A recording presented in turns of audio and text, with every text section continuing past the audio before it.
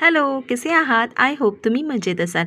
आज आहे बुधवार आणि आज मी बरोबर वेळेत ऑफिसवरून सुटली. तर दीपक मला स्टेशनला घ्यायला होता. त्यानंतर मग घरी आली, फ्रेश झाली आणि पटकन आम्ही निघालो होतो मॉलमध्ये फिरायला.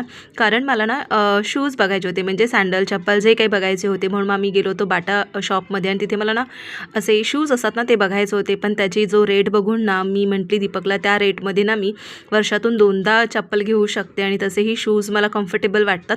तर ते डीमार्टला वगैरे मला मिळू शकतात. म्हणून दीपक थोडा माझ्यावरती रागवला आणि बोलला की आता पुढे मी तुझ्यासोबत येणारच नाही, तुला जे घ्यायचं ते घेऊ शकते. तर पटकन घरी आली आणि त्याच्यानंतर मी हे सकाळी ना पीठ फर्मेट करायला ठेवलं होतं, जे खूपच छान फर्मेट झालं होतं.